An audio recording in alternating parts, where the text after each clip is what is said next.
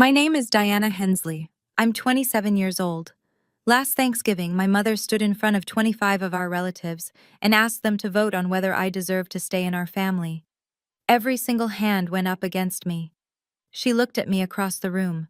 This woman who raised me, who packed my school lunches, who taught me to ride a bike, and she said, "We've been carrying your dead weight for 27 years, Diana.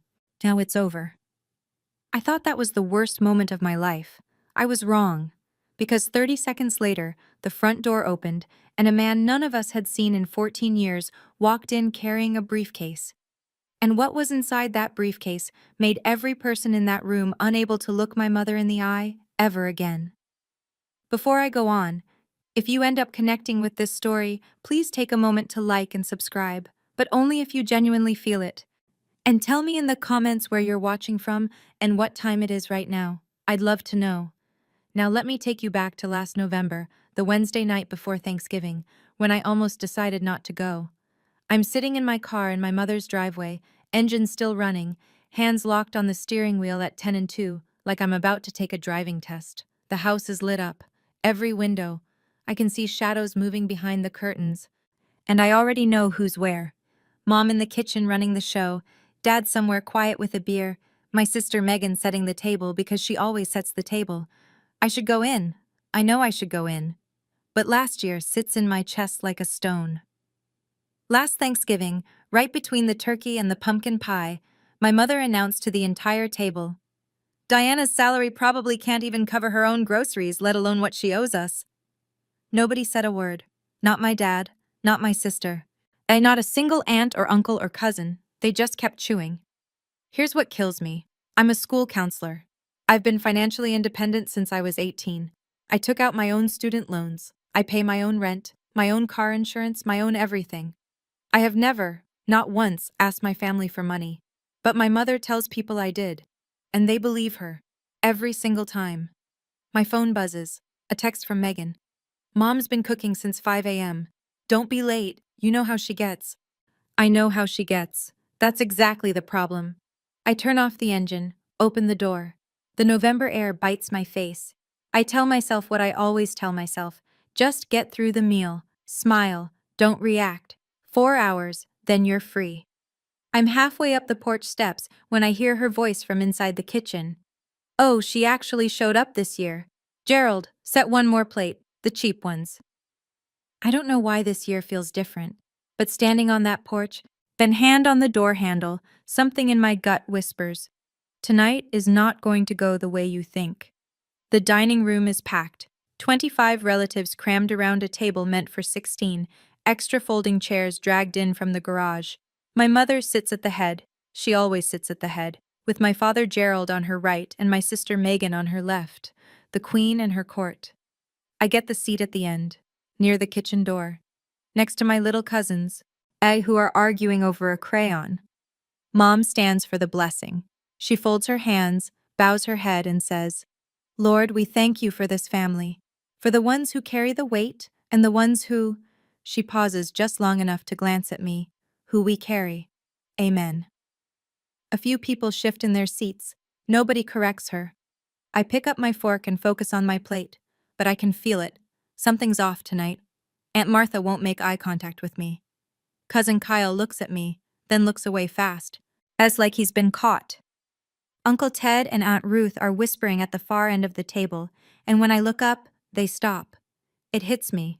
They know something I don't. Whatever this is, it was discussed before I walked in. I try to shake it off. I turn to my cousin Jenna, Uncle Robert's daughter, one of the few people at these things who actually talks to me like a person. She's 25, kind, and she looks nervous tonight. She keeps glancing at the front door. "You okay?" I whisper. Jenna leans close. "I almost didn't come either. My dad, he said something might happen tonight." Then she stops, mid-sentence, because my mother is staring at us from across the table. Jenna picks up her water glass and says nothing else. "Uncle Robert, he hasn't come to Thanksgiving in 14 years. Why would Jenna mention him now?" My mother smiles at the room. "I hope everyone saved room. We have a little family matter to discuss after dessert." Halfway through dinner, but my mother sets down her fork, dabs her lips with a napkin, and turns to me with that smile. The one she uses when she's about to draw blood in public but wants to look like she's asking about the weather. So, Diana, how's the apartment? Still managing on that little paycheck of yours? A ripple of quiet laughter runs down the table. Not mean laughter, polite laughter. The kind people do when they're following the leader. I'm doing fine, Mom. Thank you. She doesn't stop. Then she turns to Aunt Ruth. You know, I've been keeping a running tab of everything we've spent on her over the years. She shakes her head, slow, theatrical. It's quite a number. Running tab. The words hit me like cold water. I've never heard this before. There is no tab. There has never been a tab. I look at Megan. She's staring at her plate like it holds the answer to the universe. I look at my father. He's sawing at a piece of turkey, jaw tight, eyes down. They know. They already know what's coming. And then it clicks. Mom didn't just cook dinner today. She made phone calls. She had conversations. She met people for coffee, whispered over the phone, probably showed them that, whatever she's about to show the room. This table isn't Thanksgiving dinner. It's a courtroom. And I walked in without a lawyer.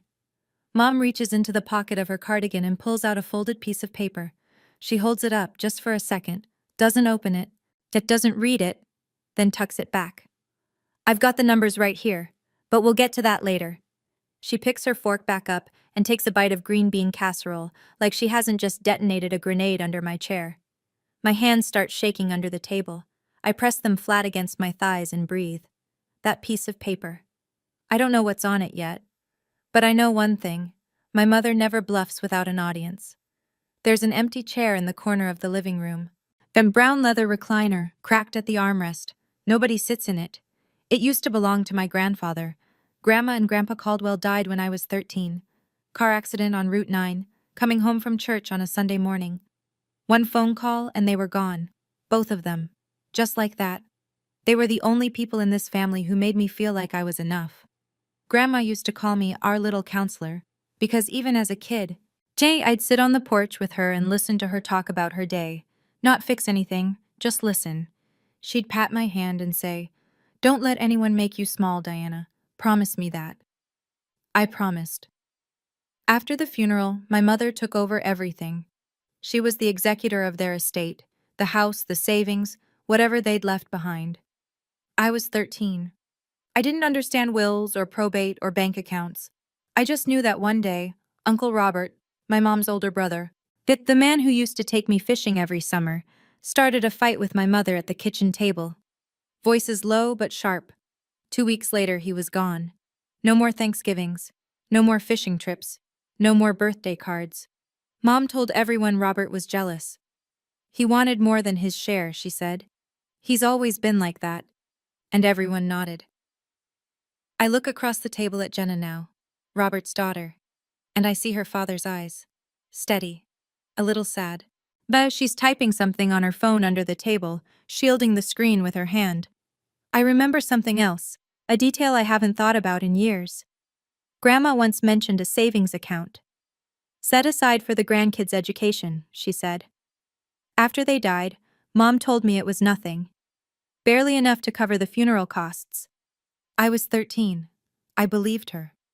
Dinner ends, plates get stacked, the kids run off to the den, and then, instead of coffee and pie, my mother claps her hands twice, like she's calling a meeting to order, and says, "Everyone, please move to the living room.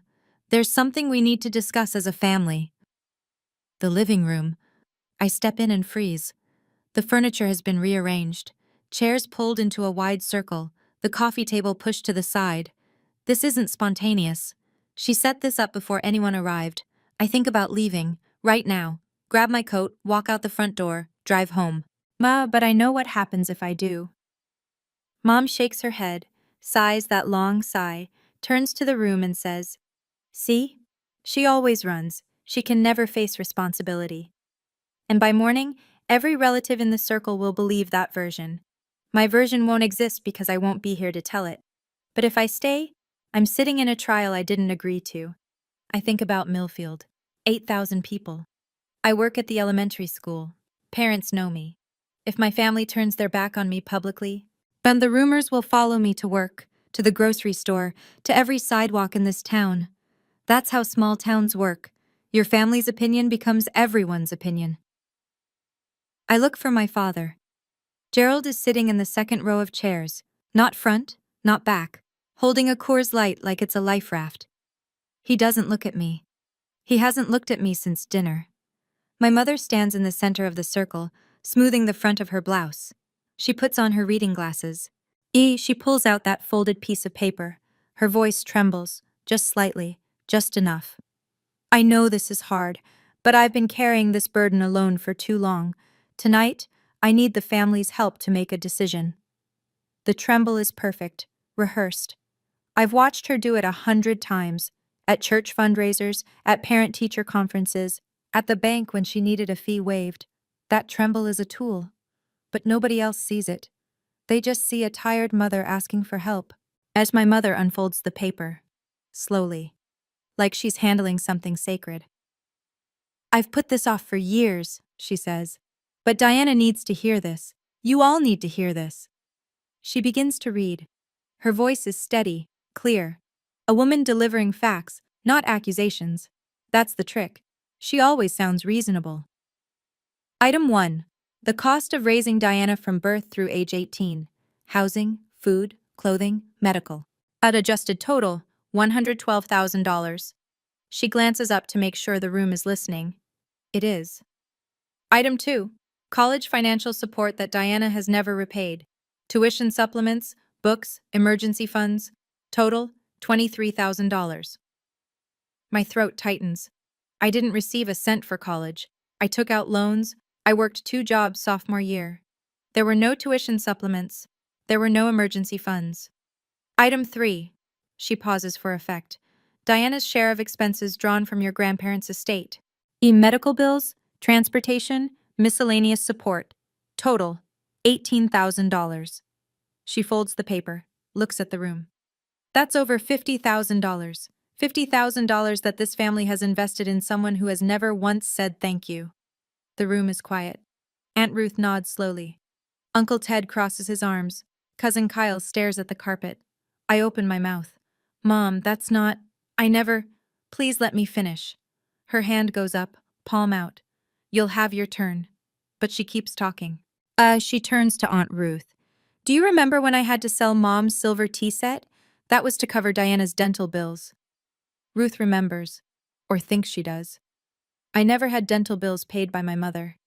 I've been on my own insurance since I was 22. But it doesn't matter. The room believes her. I can see it in their faces. Tight lips, folded arms, eyes that slide off me like I'm something unpleasant. I won't get my turn. I already know that. While my mother folds her reading glasses and tucks them into her pocket. She looks around the circle, every face one by one, and when she speaks, her voice drops to something almost gentle. I've thought about this for a long time, and I think it's only fair that we, as a family, vote on whether Diana should continue to be part of our gatherings, our traditions, and any future family decisions. The words don't register at first. Vote, she said vote. You're asking them to vote me out? My voice sounds far away, like it belongs to someone else. Of our family? I'm asking them to vote on what's fair. This family has suffered enough. I look at Megan. My sister, my older sister who I shared a bedroom with for 16 years, stares at her own hands in her lap. She doesn't move.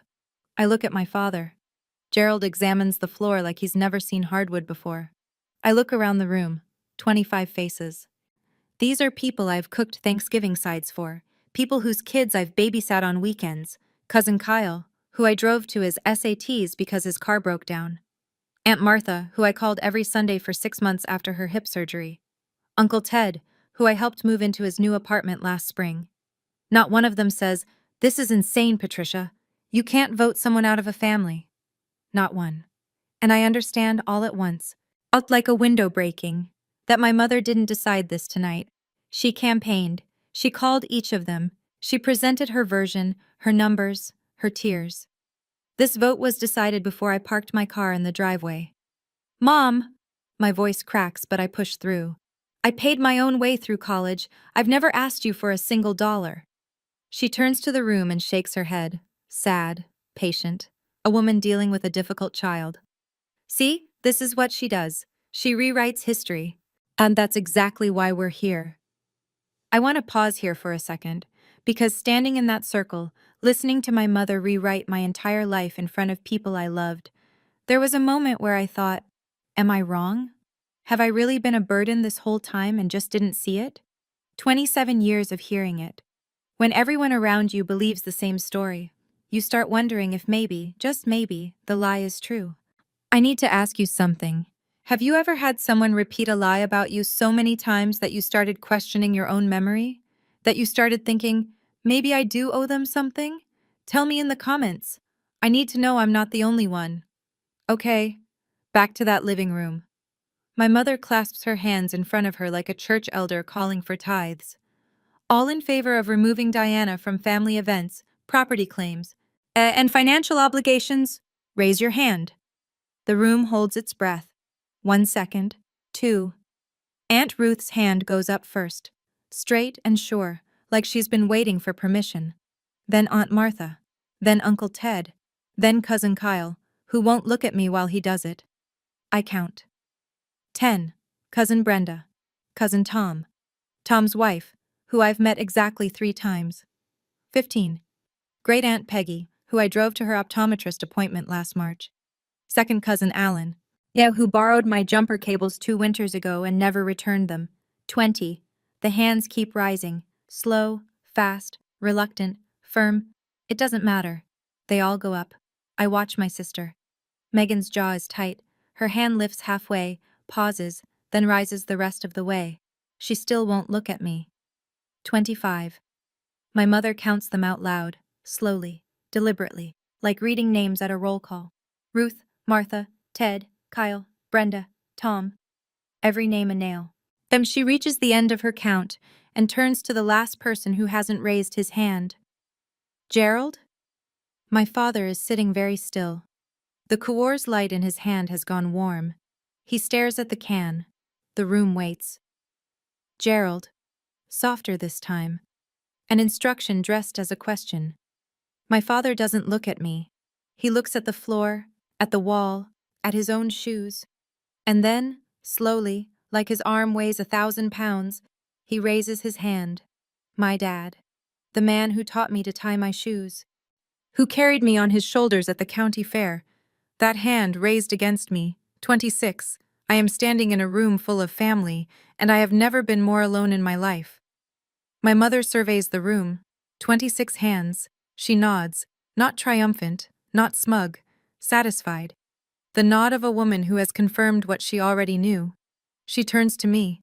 The room goes so quiet I can hear the kitchen clock ticking through the wall. Someone's child laughs in the den down the hall. And then the sound feels like it belongs to a different universe. We've been carrying your dead weight for 27 years, Diana. Her voice is low, controlled, almost kind. It's over. Nobody breathes.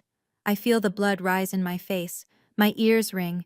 My legs want to move, but they've forgotten how. 26 people just told me I don't belong, and my mother is standing in the center of this circle like she's delivered a mercy. She straightens her posture. I've already spoken with a lawyer. You will no longer be welcome at family gatherings, and any claim you think you have on this family's resources, consider it void. A lawyer? The word comes out before I can stop it. For what? For protecting this family. From you. She says it so simply, like she's locking a door. I look around the room one more time. Aunt Ruth is studying her fingernails. Kyle is staring at the ceiling. Megan has her arms wrapped around herself like she's cold. My father's hand is back in his lap now, but the damage is done. I think, this is it. This is the night I lose my family. I turn toward the front door. My coat is on the hook. My keys are in my pocket. 3 steps, and I'm gone. I take the first step, and that's when the front door opens. A gust of November air sweeps through the room. Cold, sharp, the kind of cold that makes you pay attention. A man steps inside, gray hair, worn jacket, and in his right hand, a battered leather briefcase. Well, I haven't seen Uncle Robert in 14 years, but I'd know him anywhere. The broad shoulders, the quiet way he stands in a doorway like he's asking the room for nothing. His hair is almost white now. He's thinner than I remember, but his eyes are the same, steady, patient, like a man who learned a long time ago that silence is sometimes louder than shouting. Every head in the living room turns. Someone gasps. I think it's Aunt Martha. But my mother's face, I'll remember this for the rest of my life, goes blank. Not angry, not surprised. Blank. Like someone pulled the plug on whatever performance she was running. It lasts half a second, maybe less, and then she rebuilds. Smile back on. Shoulders squared. But I saw it. That half second of naked fear. Robert steps inside and closes the door behind him. He looks around the room slowly. His eyes land on Jenna first. His daughter gives him a small nod. Then on me. Yes, then on Patricia. I wasn't invited. His voice is calm. Gravel low. I know. My mother recovers fast. Robert, this is a family matter. You gave up your right to... Funny. He pulls a chair from the wall and sits down, sets the briefcase on his knees. I remember a time when I was family. Jenna stands and moves to the chair beside him. Nobody stops her. My mother takes a step forward. Her voice drops. Not soft, not gentle, cold. Whatever you came here to do, Robert. Don't! He looks at her. Then he looks at the briefcase. Then he looks at me. And when he speaks, his voice breaks just slightly on the first word. I should have done this years ago, Diana. I'm sorry it took so long. My mother's knuckles go white around the back of the chair she's gripping. And I realize, for the first time in my entire life, I am watching my mother afraid. Truly deeply afraid.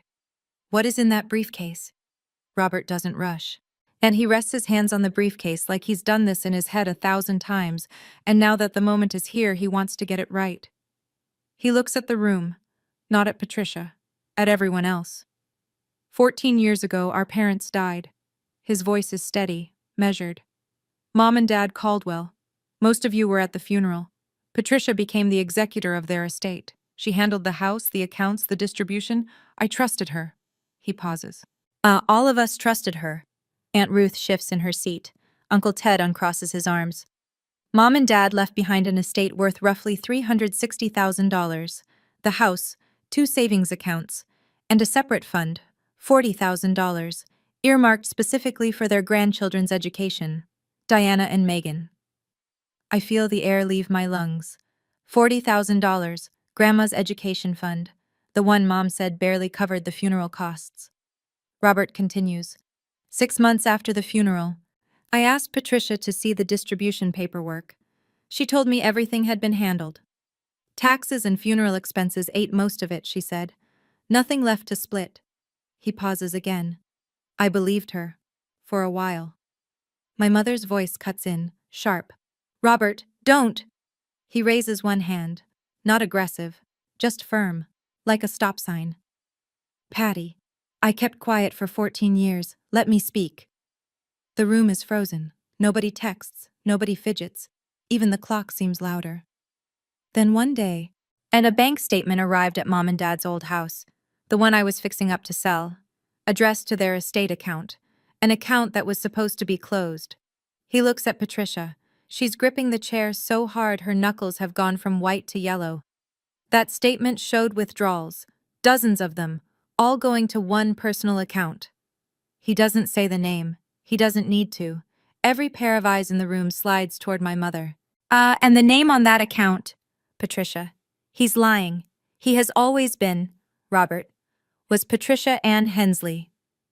The room splits open like a fault line. Whispers start at the edges. Low, fast, the kind of murmuring that happens when people are trying to figure out whose side to be on. Aunt Martha leans forward in her chair. Patty, is this true? My mother's response is instant, practiced. He's lying. He's always been jealous of me. And Mom and Dad loved me more, and he's never gotten over it. It's the same line she used 14 years ago, word for word. I know because I've heard her rehearse it at every family gathering Robert's name came up, but something is different this time. Cousin Kyle looks at Robert, then at Patricia, and for the first time tonight, he doesn't nod along with my mother. His hands are clasped between his knees, and he's thinking. Actually, thinking. Megan is staring at our mother with an expression I've never seen on her face before, like she's doing math in her head, and the numbers aren't adding up. Mom paid for Megan's entire college education, said it came from savings. Megan never questioned where. My father lifts his head. He looks at his wife, then at Robert, then at the briefcase. His hand, the one he raised against me 5 minutes ago, is trembling. Patricia pivots.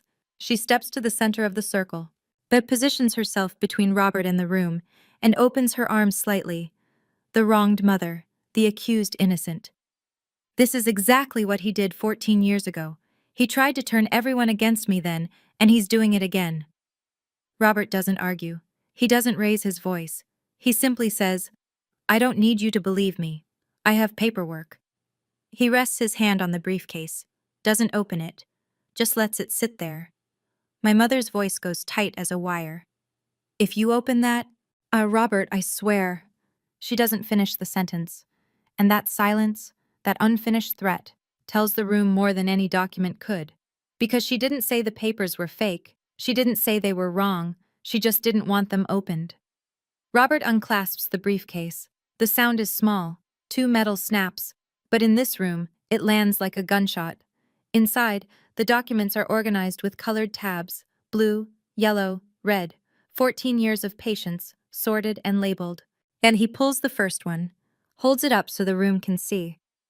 This is the original will of Henry and Margaret Caldwell, our parents. He sets it on the coffee table. Patricia told the family this document was lost. It wasn't. She filed a different version with the probate court. My mother. That will was amended before they... Robert reaches back into the briefcase. Funny you should say that. He lays a second document beside the first, side by side, 2 wills, same names. Different signatures. The one on the left is the original, notarized, witnessed. The one on the right is the version Patricia submitted to probate. He taps the second document. Take a look at the signatures. Cousin Kyle leans forward. Aunt Martha stands up to get a closer look. Even from across the room I can see it. The handwriting on the second will is tighter, more controlled. It doesn't match. My hands go cold. $40,000. That was supposed to be mine and Megan's. Wow, for school. For the future Grandma wanted us to have. Robert pulls a third document from the briefcase.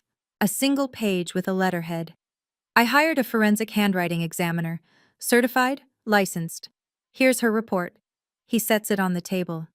The signatures on the amended will are not consistent with Henry or Margaret Caldwell's known handwriting. The room has gone so silent I can hear the refrigerator humming in the kitchen.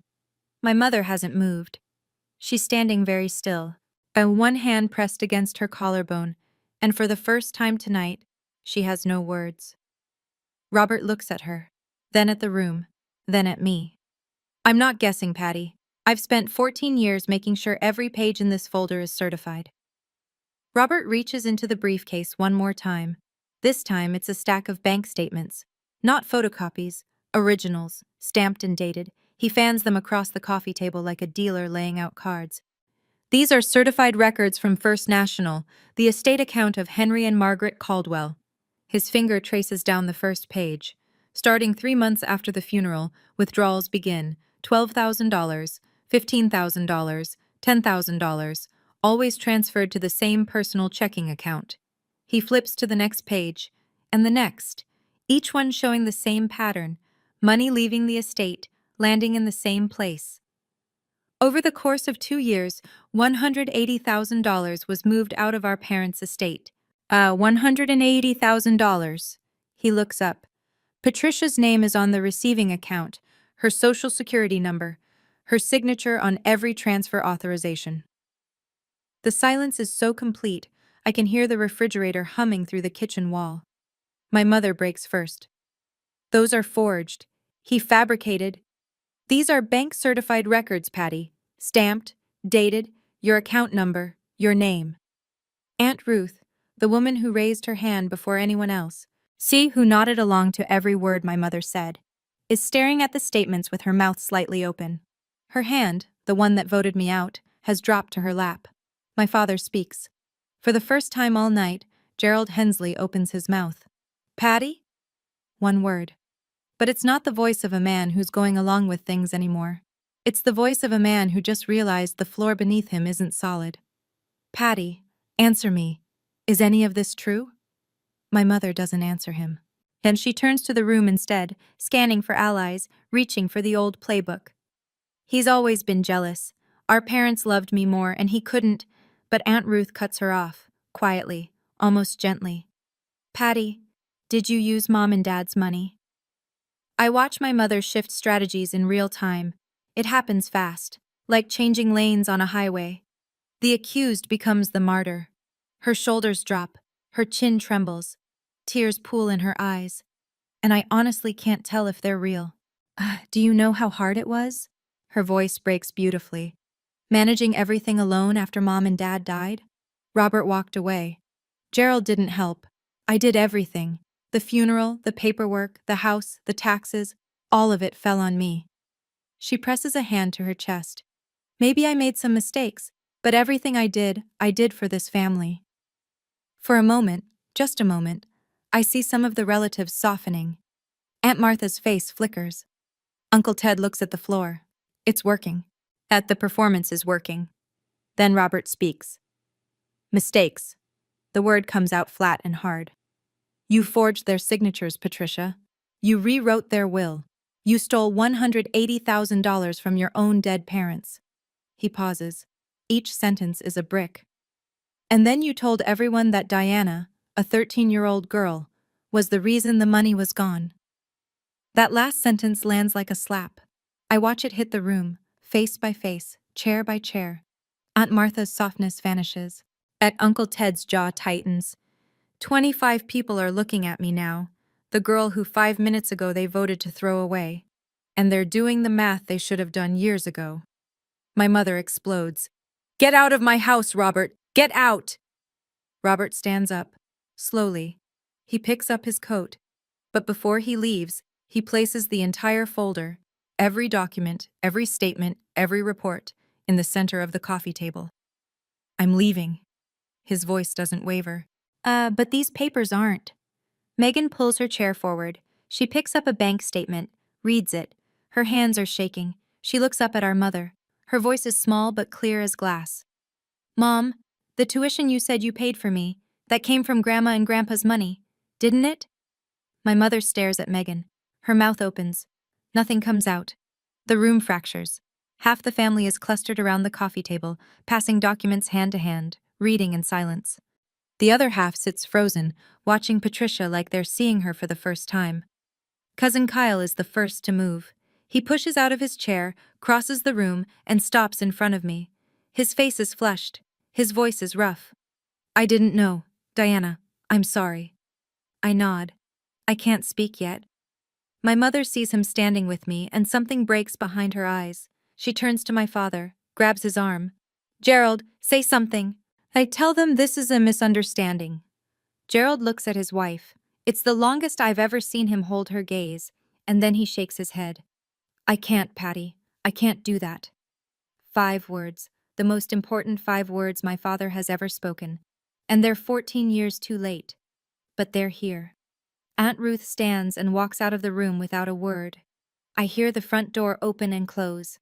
Aunt Martha follows 30 seconds later, pulling on her coat with quick, angry movements. One by one, people begin to leave. Not all of them, but enough. Enough to turn my mother's living room, her stage, her courtroom, into something small and empty. Patricia stands in the center of the circle that isn't a circle anymore. Chairs pushed back, seats abandoned. The documents sit on the coffee table like evidence at a crime scene that nobody's cleaned up yet. Nobody looks at her. They're either reading, leaving, or talking to each other in low voices. She's become invisible in her own house. I stand in the corner, next to the empty recliner where my grandfather used to sit. And for the first time in 27 years, I am not the one being overlooked. I didn't say a word. I didn't need to. The papers said everything I never could. Robert finds me on the back porch. I've stepped outside because the living room feels like a building after an earthquake. Everything's still standing but nothing in the right place. And Megan and Jenna follow him out. The 4 of us sit on the porch steps in the cold, breath clouding in the November air, and Robert tells me the rest. Your grandparents set aside $40,000 specifically for you and Megan. Education fund. It was in the original will, clear as day. He rubs his hands together. Patricia liquidated it within a year of their death, used it to remodel her kitchen and master bathroom. The renovation she told everyone she'd been saving for. The kitchen I've eaten Thanksgiving dinner in every year. The kitchen she cooked tonight's meal in, built with money that was mine. She needed a cover story, Robert says, so she started telling people that you were expensive, that you were a financial drain. You were 13, Diana. You couldn't defend yourself. You didn't even know there was money to defend. Megan is crying. Quiet tears, no sound. As she's hugging her knees on the step below me, I ask the question that's been building for an hour. Why didn't you say something sooner? Robert's face tightens. I tried. 14 years ago, I confronted her. She told the family I was an alcoholic, that I was jealous, that I wanted more than my share. His voice drops. Everyone believed her. I lost everything. Holidays, birthdays, watching Jenna grow up around her cousins. I lost this family. He looks at the briefcase sitting beside him on the porch. I needed evidence that couldn't be denied. Bank-certified records, a handwriting expert, a lawyer's review. That takes time. And money I didn't have much of. He puts his hand on my shoulder. I didn't gather these papers to destroy Patty. I gathered them so you could know the truth. What happens next? That's up to this family. Megan wipes her face with the back of her hand and stands up without a word. As she walks back inside, I watch her through the screen door. She crosses the living room to where our mother is sitting alone on the sofa. Patricia looks smaller now.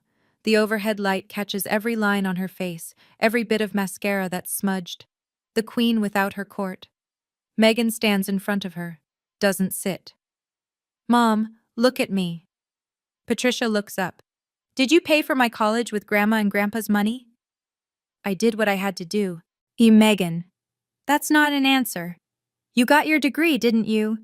A flash of the old Patricia, defiant, certain. You got your life. I gave you that.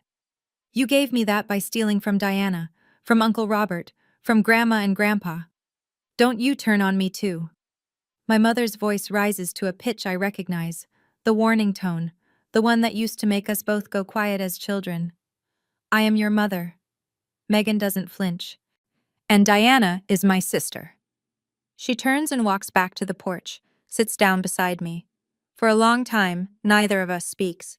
Then she says it, quietly, like she's admitting something she's been carrying for years. There was a time Mom told me not to lend you money. She said you'd never pay it back. Megan's voice cracks. You called me once. Your car broke down. You needed $200, and I said no. I remember. A Tuesday night in October. Rain so heavy I could barely see the road. As I walked 3 miles home because my sister said no, because my mother told her to. I didn't know, Megan whispers. I swear I didn't. I believe you. She leans her head against my shoulder. We sit like that, in the cold, listening to the sounds of a family rearranging itself inside. I was the golden child, she says finally, and I didn't even earn it. I drive home around 10. The house empties slowly behind me. People leaving in ones and twos, coats pulled tight. Car doors closing in the dark. By midnight, my phone has 6 messages. Cousin Kyle calls first. His voice is thick, like he's been sitting in his truck in the driveway working up the nerve.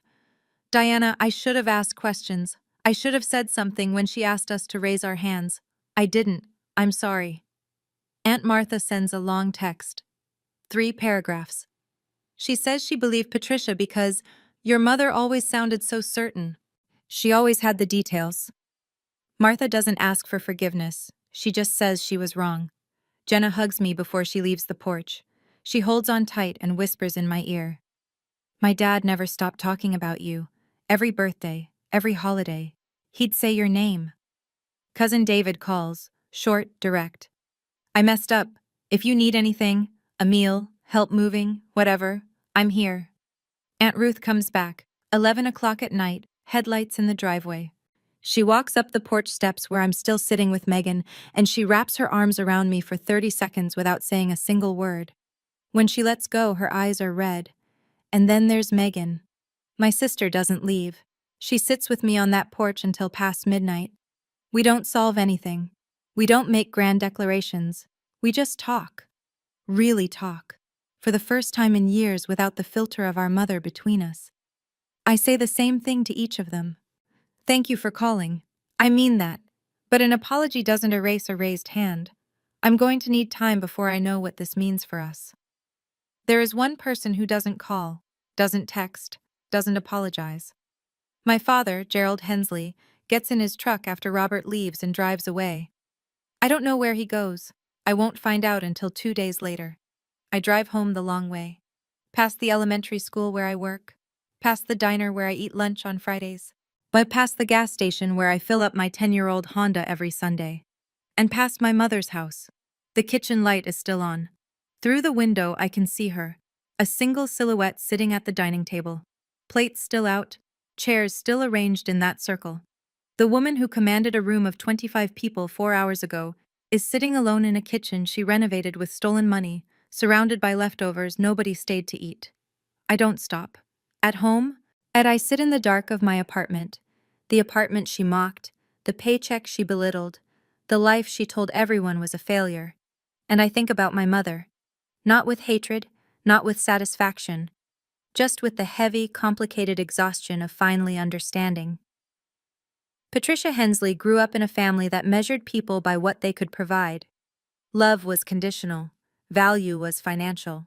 She learned to control because she was terrified of being controlled. It doesn't excuse a single thing she did, but it explains the machinery. Understanding why someone hurt you doesn't mean you have to let them keep doing it. I open my laptop. I search for therapists within 30 miles.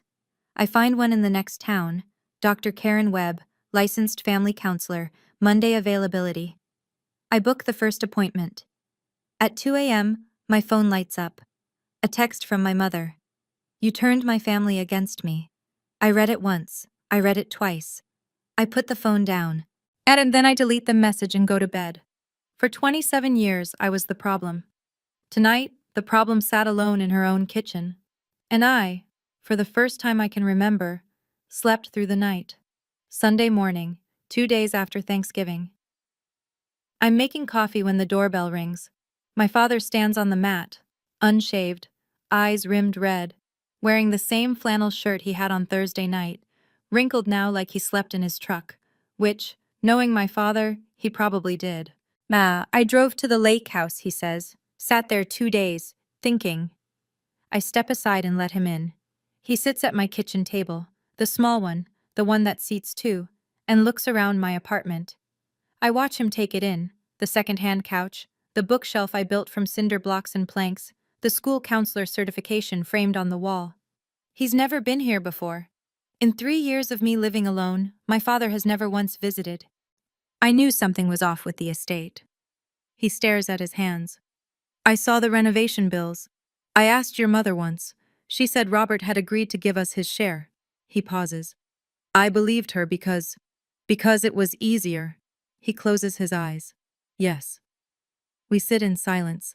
The coffee maker drips. Gerald tells me he called Robert this morning. First time they've spoken in 14 years. 2 men on the phone, both crying, neither one able to start the sentence they needed to say. That Robert sent him copies of everything.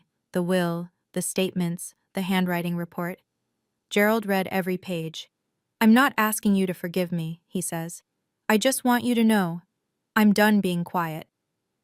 I look at my father, 56 years old, hands that trembled when he raised them against his own daughter, hands that are trembling now for a different reason. Dad, I love you, but love doesn't cancel out what happened. I need you to show me, not tell me, that things are different now. He nods. He doesn't argue. He doesn't make promises he can't keep.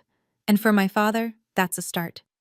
The following Tuesday, I sit in a small office on Main Street in Clearfield, the next town over, across from a woman named Evelyn Moore. Family law attorney. Robert is beside me, the briefcase open on her desk between us. Evelyn reviews the documents one by one, making small notes in the margins. She's methodical. Oh, unhurried. After 20 minutes, she sets her pen down. This is estate fraud, clean and well documented. She looks at Robert. Mr. Caldwell, the evidence you've compiled is thorough. The forged signatures alone would be significant, but combined with the bank records and the handwriting analysis, this is a strong case. She explains our options plainly. Robert and I both have grounds for a civil claim to recover the misappropriated funds. Additionally, though forging a will is a felony, the district attorney's office would make the decision on criminal charges, not us. Robert speaks first. I don't want Patty in prison, but I want the money returned to the people it belongs to. I agree. I'm not here for revenge. I'm here for the $40,000 that my grandparents set aside for my education, money I didn't know existed while I was working 2 jobs and taking out student loans. Evelyn draws up the paperwork. I read every line. Robert signs. I sign. And no speeches, no dramatic declarations, just paper, ink, and a legal process doing what it's designed to do. Walking to my car afterward, I feel something I don't expect. Not triumph, not vindication. Relief. The quiet kind. The kind that comes from knowing you didn't make this up. That you weren't the burden. That the numbers were never yours. I didn't sue my mother for revenge. I filed a claim because $40,000 was taken from me before I was old enough to know it existed. And because someone has to say, this was wrong. News travels fast in a town of 8,000. By the second week of December, the story has made its way through every church pew and grocery aisle in Millfield. The first visible shift, Aunt Ruth announces she's hosting Christmas at her house. Robert is invited. Patricia is not. Nobody argues. Nobody even hesitates. My mother fights back the only way she knows how, the phone. She calls every relative one by one. They're working the list she's worked for decades. But this time, most calls go to voicemail. The few who answer keep it short. Patty, we need time. Patty, I don't know what to say right now. Click. At Grace Lutheran, where Patricia has sat in the second pew, left side, every Sunday for 20 years, things shift. People don't confront her. They just rearrange. A 2-seat gap opens beside her, then 3 seats, then the whole pew. Nobody says it out loud. They don't have to. Space speaks. She posts a long message on Facebook, something about betrayal, about family turning their backs, about sacrifice being punished. Megan comments within the hour, "Mom, please stop. You're making it worse." Patricia deletes the post by evening. Gerald moves to the living room couch. He doesn't file for separation, not yet, but the master bedroom door stays closed, and he sleeps under a quilt his mother-in-law made 30 years ago. He starts calling Robert every week. Like 2 men rebuilding a bridge, 1 phone call at a time. Then in late December, a letter arrives at my apartment from Patricia's attorney. She's agreed to negotiate a settlement. She doesn't want to go to court. It's the first time in my mother's life she's chosen to back down. And the only reason she's doing it is because, for the first time, she can't control what happens next. Well, when I read that letter, when I saw that my mother had agreed to settle, I sat at my kitchen table for a long time. 27 years, and she had never once backed down from anything. Not an argument, not an accusation, not a lie. All it took was 1 worn-out briefcase and a man patient enough to wait for the right moment. But I keep asking myself, if Uncle Robert hadn't walked through that door, where would I be right now? Would I have fought back alone? Or would I have just disappeared? What would you have done? If no one had come through that door for you, would you have found the strength to stand on your own? Or would you have walked away for good? I really want to know. Tell me in the comments. Okay, let me finish this story. Millfield is the kind of town where everyone knows your business by Tuesday. My mother built her reputation over 3 decades. It unraveled in 3 weeks. At the Women's Fellowship at Grace Lutheran, the committee Patricia chaired for 12 years, quietly restructures in January. New leadership. New meeting schedule. The official reason, time for fresh perspectives. The real reason fills every whispered conversation in the church parking lot. Neighbors who used to accept Patricia's dinner invitations suddenly have conflicts. Every Saturday, indefinitely. The Christmas card count at our family home drops by more than half. Meanwhile, as something unexpected happens to me. At school, a parent I barely know, a woman named Linda whose son I counseled through his parents' divorce, stops me in the pickup line. "I heard what happened, Miss Hensley. For what it's worth, this town is better because you're in it." She squeezes my hand and walks away before I can respond. It's a small thing. But in a small town, small things are everything. Robert comes to Christmas at Aunt Ruth's house. Of 14 years since he's had a place at a family table. When he walks through Ruth's front door, Jenna is right behind him, carrying a pie she baked from their grandmother's recipe. Ruth pulls Robert into a hug so tight his feet nearly leave the ground. A week later, I find an envelope in my mailbox. No return address. Inside, a photograph. Yellowed, creased at the corners. My grandparents holding me at age 3. I'm laughing at the camera, and my grandmother's hand is on my head, but protective and sure. On the back, in her handwriting. Our little counselor. I don't know who sent it, but I have a feeling it was a man who sleeps on his living room couch now and is trying, in his own quiet way, to give back what was taken. In February, the settlement is finalized. Evelyn Moore calls me on a Tuesday afternoon, and I pull over in the school parking lot to listen. Patricia agrees to return $40,000 to Diana and Megan, the grandchildren's education fund, and exactly as the original will specified. She returns $70,000 to Robert, his rightful share of the estate distribution she intercepted. The remaining $30,000, which Patricia claims was spent on family expenses but cannot document, remains in dispute. A matter for another day. To make the payments, my mother has to sell her SUV and draw from her retirement savings. The kitchen she built with stolen money is worth more than the car, but nobody's asking her to tear it apart. But the irony is enough. I received $20,000, my share of the education fund. I use it to pay off my student loans. Every last cent of the debt I accumulated because money that was meant for me was sitting in my mother's checking account the whole time.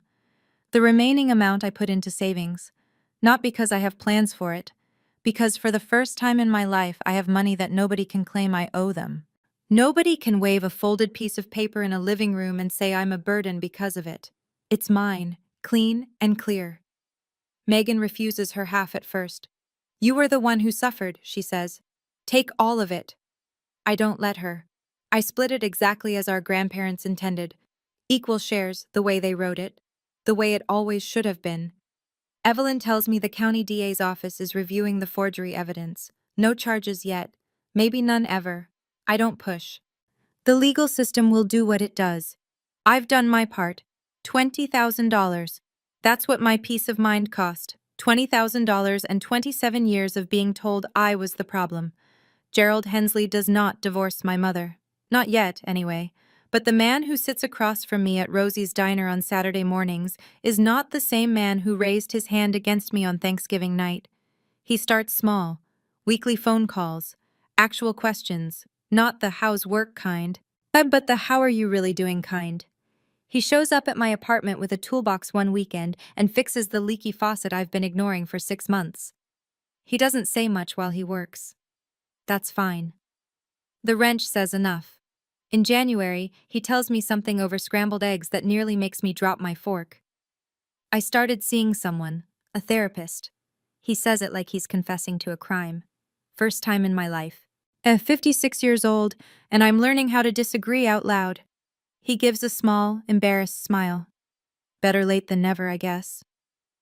I don't pretend this fixes everything. It doesn't. My father chose silence for 30 years. He chose comfort over his daughter. That shaped me in ways I'm still uncovering on Dr. Webb's couch every Monday afternoon. But I also know this. Change at 56 is harder than change at 27.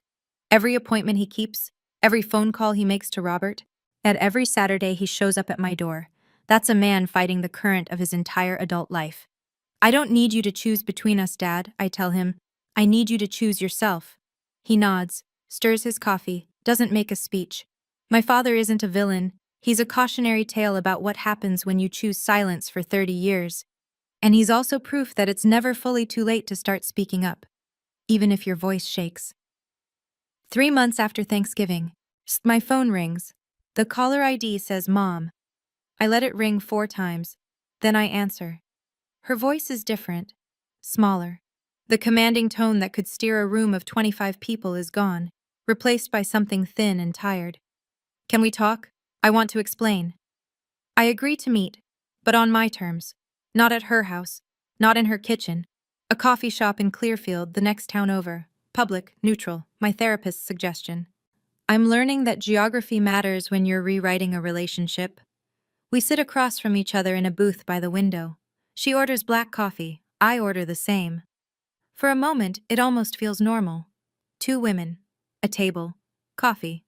Except one of them stole $180,000 from her dead parents and blamed her 13-year-old daughter for it. She starts. When your grandparents died, I was overwhelmed. The estate, the paperwork, the grief, I raise my hand, gently. Yeah, the way Robert did on Thanksgiving night. Mom, I'm not here to listen to explanations. I'm here to tell you what I need going forward. She blinks. She's not used to this. I lay it out. 1. You never discuss my finances in front of the family again. 2. If we disagree, we talk privately. You don't recruit an audience. 3. I choose which family events I attend, not all of them, not because you summon me. 4. You start therapy. Real therapy. Not a conversation with Pastor Dave over lemonade. She listens. When I finish, she stares at her coffee for a long time. And if I can't do all that? Then we stay where we are, and I'll be fine either way. She doesn't respond. I don't need her to. I'm not punishing you, Mom. I'm protecting myself. Those are two very different things.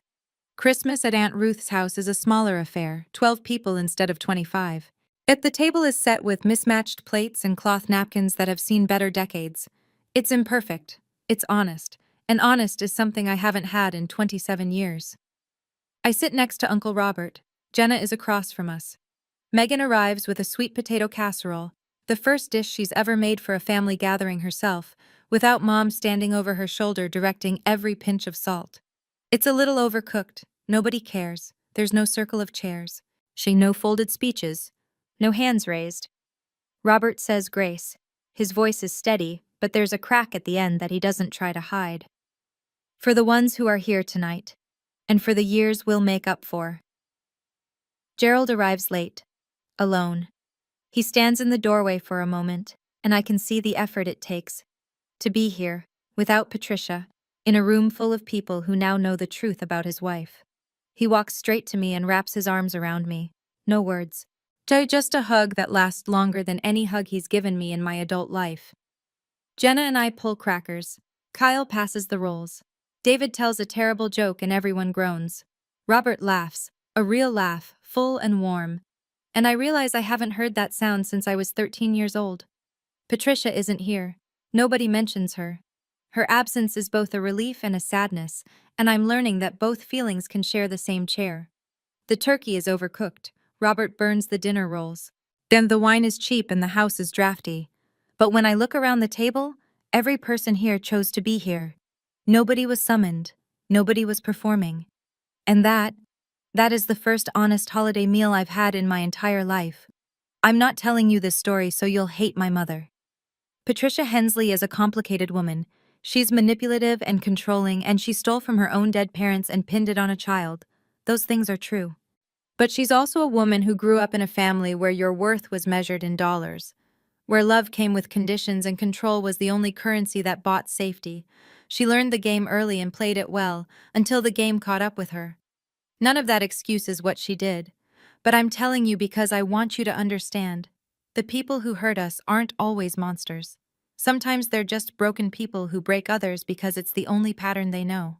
I'm sharing this story because I know some of you are sitting at that table right now. The end seat, near the kitchen, next to the kids, being told you're a burden by the very people who were supposed to protect you. And maybe, like me, you've heard it so many times you started believing it. So let me say this clearly. You don't have to prove anything to anyone. You just have to stop believing the version of you that someone else wrote. I learned that boundaries aren't walls, they're doors. You decide who walks through and when and under what conditions. And the first time you close that door on someone who's been hurting you, even if that someone is family, the guilt will hit you like a truck. I know. I still have nights where I wonder if I'm too harsh. Then I remember 26 hands. And I know. I'm not harsh. I'm just finally learning to stop putting other people's comfort above my own safety. Uncle Robert taught me something I'll carry forever. The truth doesn't need to shout. It just needs the right moment, the right paperwork, and enough patience to wait. It's March now, 4 months since Thanksgiving. I still work at Millfield Elementary. I'm still a school counselor, but I've started studying for an advanced certification in family therapy. Part of the tuition comes from the settlement. My grandmother's money, finally doing what she intended it to do. And Megan and I meet every other Wednesday for coffee at the cafe on Elm Street. We're learning each other as adults, without my mother narrating who we're supposed to be to each other. Last week, Megan told me she's been thinking about going back to school too. Maybe social work, she said. I want to help people the way you do. I almost cried into my latte. Robert is back, fully back. He was at Ruth's for Christmas, at Jenna's for New Year's, and then last Sunday he showed up at my apartment with a fishing rod and a thermos of coffee. 14 years of trips to make up for, he said. Gerald goes to therapy every Thursday. He and Patricia still share a house, but he told me their relationship is being renegotiated. His word. The fact that he has a word for it at all tells me how far he's come. My mother hasn't called since the coffee shop. I don't wait by the phone. The door is open if she ever decides to walk through it honestly. But I'm no longer standing at the threshold, hoping. I used to think being cast out by your family was the worst thing that could happen to you. Turns out, the worst thing is staying in a family where you have to pay. In silence, in shame, in pieces of yourself. Just to belong. I don't pay anymore. My name is Diana Hensley. I'm 27 years old. And for the first time in my life, I don't owe anyone an explanation for who I am. Thank you for staying with me until the very end. Yet that means more than you know. If this story touched something in you, if it reminded you of a boundary you've been afraid to set, or a truth you've been sitting on for too long, please hit like and subscribe. Not for the algorithm, for the next person who needs to hear this and hasn't found it yet. And if you're wondering what happened next, how my mother responded to the settlement, a conversation I had with my father that changed everything between us. And the letter I received from someone I never expected. That story is waiting for you. Check the link in the description. I'm Diana. Take care of yourself tonight, and I'll see you in the next one.